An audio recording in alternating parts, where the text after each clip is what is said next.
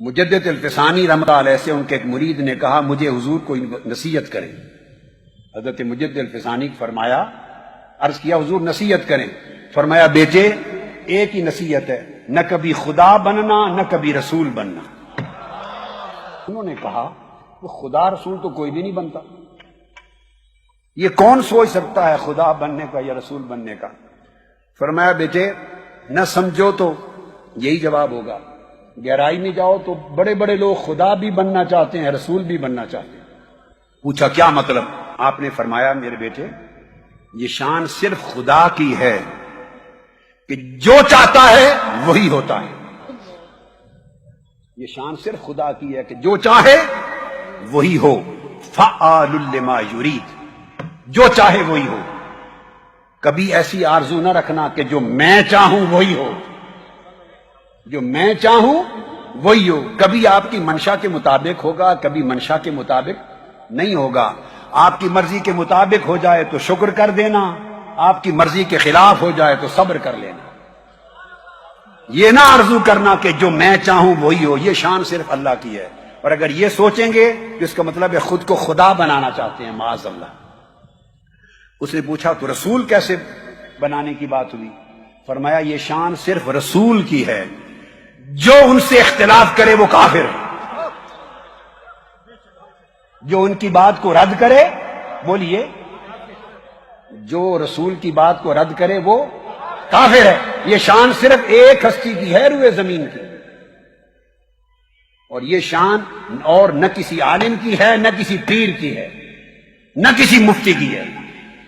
جو رسول کی بات کو رد کرے کافر.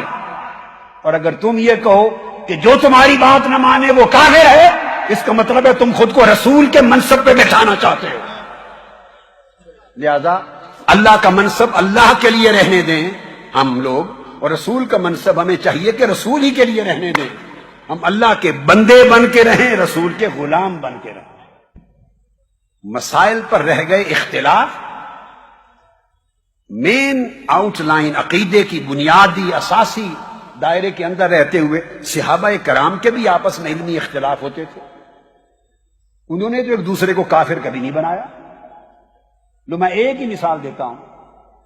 ام المومنین حضرت عائشہ صدیقہ سمیت ان کا اور عبداللہ ابن عباس اور صحابہ کا اس مسئلے پر بھی اختلاف تھا کہ حضور علیہ السلام نے آنکھوں سے اللہ کو دیکھا ہے یا نہیں دیکھا.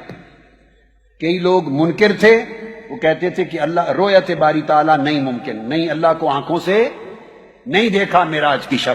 اور کئی صحابہ قائل تھے کہ آنکھوں سے دیکھا، ایک نہیں 2 بار دیکھا ہے. اب ہمارا عقیدہ کہ آقا علیہ السلام نے دل کی آنکھوں سے بھی دیکھا ہے، سر کی آنکھوں سے بھی دیکھا ہے. ہمارا عقیدہ یہ ہے. مگر صحابہ کرام نے ایسے ہیں جو حضرت عائشہ صدیقہ سمیت رضی اللہ جو اس کو نہیں مانتے تھے. تو بولیے کس کو نکالیں گے، کس کو داخل کریں گے؟ آپ بخاری شریف کو دیکھ لیجئے، مسلم شریف کو دیکھ لیجئے، ترمذی شریف کو دیکھ لیجئے. میں نے ایک مثال دے کے آپ کو بہت بڑی بات سمجھا دی. اتنے بڑے مسئلے تک اختلاف ہوتا تھا کہ رؤیت باری تعالیٰ ہوئی یا بولیے نہ ہوئی. وہ بھی صحابی اور وہ بھی صحابی. یہ آقا علیہ السلام نے کلچر دیا تھا. آقا اسلام نے کلچر دیا تھا. بہت سے صحابہ میں پھر اختلاف تھے. ان کی روایات اسی وجہ سے تو الگ مذاہب بنے. بھئی موضوعوں پر مسح ہر کوئی مانتا تھا. بعض صحابہ جرابوں پر مسح کرتے تھے، بعض نہیں کرتے تھے. تو کسی نے سنیت سے خارج کر دیا. پھر مذاہب میں اس پر قول بنے. نماز حضر میں، بیماری میں، بارش ہو تو جمع کرنی ہے ظہر عصر کی اور مغرب عشاء کی یا نہیں کرنی. کئی صحابہ مانتے تھے جمع کرنے کو، کئی نہیں مانتے تھے. اس پر مذاہب بنے. تو بولیے نکال دیا انہوں نے کسی نے اہل سنت سے یا صحابہ سے؟ امام اعظم کا ایک مذہب بنا. خود امام اعظم کے اپنے شاگرد کئی مسائل میں امام ابو یوسف اور امام محمد بن حسن شیبانی امام اعظم سے اختلاف کرتے. تو نکال دیں گے حنفیت سے. کئی مسائل پہ اتفاق، کئیوں پر اختلاف.